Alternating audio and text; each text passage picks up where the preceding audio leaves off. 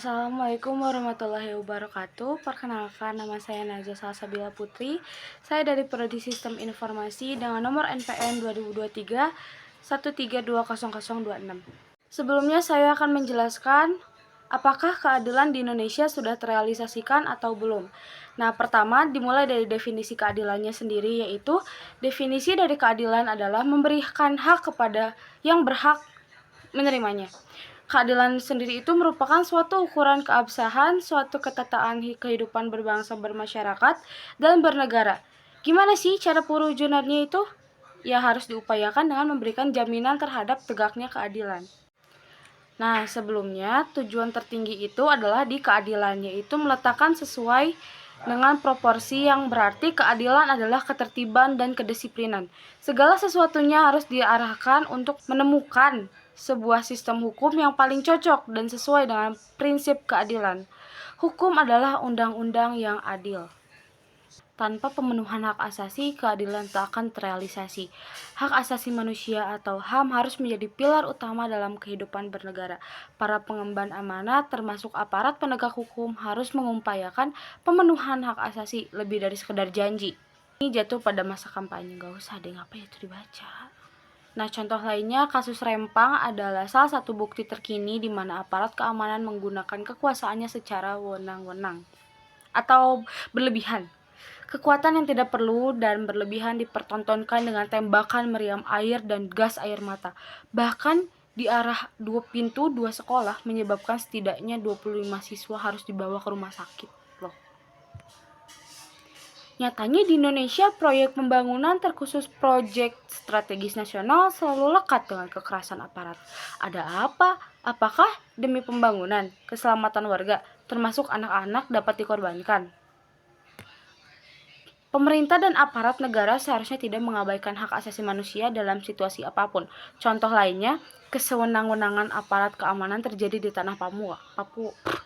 Contoh lainnya, kesewenang-wenangan aparat keamanan terjadi di tanah Papua. Walau segera berhenti menjabat, Presiden Jokowi masih bertanggung jawab melakukan penegakan HAM, khususnya kepada mereka yang selama ini menanti keadilan. Kasus-kasus ini juga perlu dicatat para capres dan cawapres sebagai pekerjaan rumah yang perlu mereka tuntaskan. Gak usah dibaca, anjir itunya mah serem banget.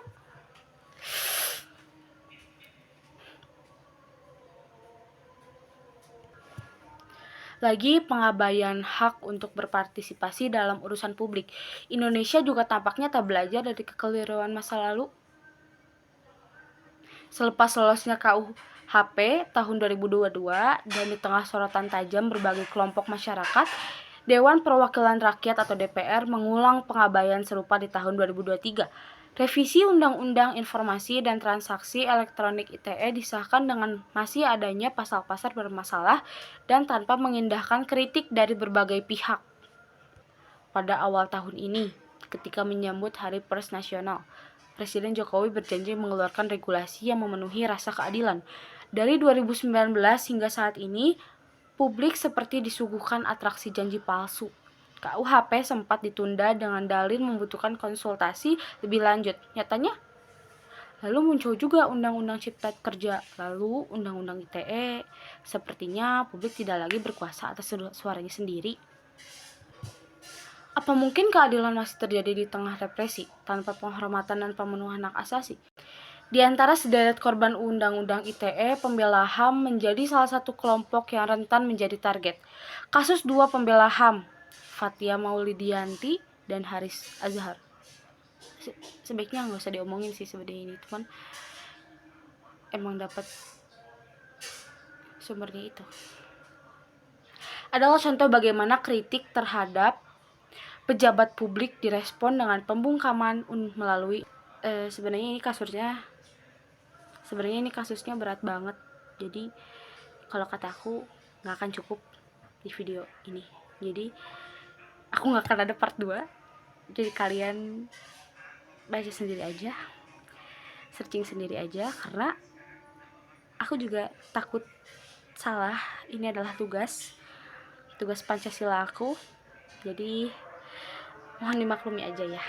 Oke, sekian dari aku dan Cuma segitu mungkin yang bisa aku sampaikan ke kalian. Semoga kalian bisa mengerti dengan apa yang aku bicarakan dari tadi.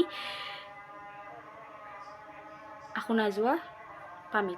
Wassalamualaikum warahmatullahi wabarakatuh.